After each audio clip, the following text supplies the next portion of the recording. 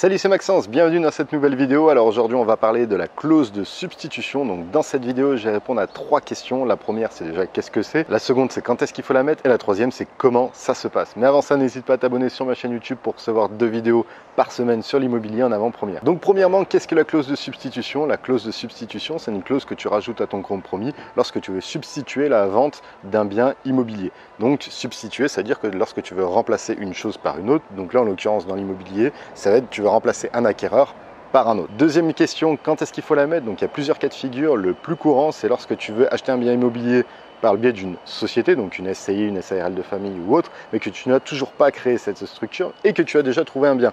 Donc par exemple, ce que tu fais, c'est que tu vas signer ce bien en nom propre et tu vas créer ta société du coup après le compromis. Tu vas créer cette société, donc tu vas mettre la clause de substitution comme quoi ta nouvelle société pourra se porter acquéreur de ce bien immobilier. Et ensuite, une fois que tu as signé le compromis ou juste avant, tu commences à créer ta structure. Et une fois que ta structure est créée, tu substitueras la vente, donc la vente que tu as signée personnellement, à ta future société que tu auras créée. Il faut faire attention à 2 choses. La première, c'est que ça doit être gratuit. Donc en fait, il y avait certaines personnes qui se positionnaient pour bloquer le bien pour d'autres personnes et qui faisaient payer cette bonne affaire. Donc en gros, c'était un petit dessous de table et ils se faisaient payer. Ça, c'est totalement interdit, il faut faire attention.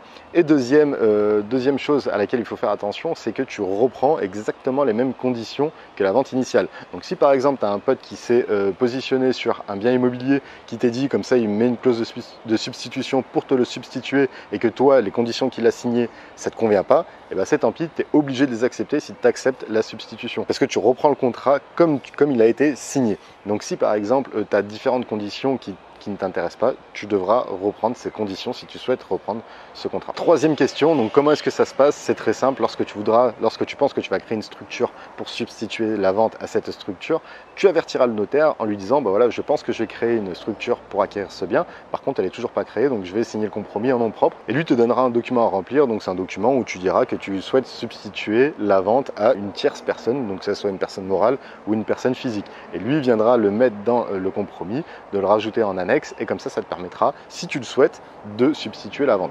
Donc c'est intéressant la clause de substitution si tu sais pas trop encore en fonction de ta situation s'il faut que tu investisses en société ou en nom propre. Donc moi je te conseille, si tu es dans ce cas-là, si tu n'as pas eu le temps de voir un avocat fiscaliste par exemple, et si tu es tombé sur une excellente affaire qu'il ne faut pas qu'elle te passe sous le nez, de signer le compromis, et après tu verras si tu crées une structure ou pas. Mais comme ça, tu signes le compromis avec cette clause de substitution et ça pourra te laisser la possibilité plus tard de l'acheter soit en nom propre, du coup comme c'était initialement prévu, soit en société. Et du coup, ça te permettra d'avoir cette flexibilité au niveau du contrat. Et du coup, en fonction de ta situation, tu auras un peu de temps pour l'examiner, pour voir ce qui est mieux pour toi. Donc voilà, la clause de substitution, c'est très important si tu sais pas trop où t'en es. Moi, je la conseille à certains clients en fonction de leur situation. Voilà, si tu as un gros impôt sur le revenu, mais tu n'as pas eu le temps d'étudier ta situation fiscale, je conseille toujours de mettre une clause de substitution. Comme ça leur laissera le temps de voir un avocat fiscaliste ou un expert comptable pour leur situation fiscale, pour qu'ils sachent du coup qu'est-ce qu'il faut créer, s'il faut créer quelque chose.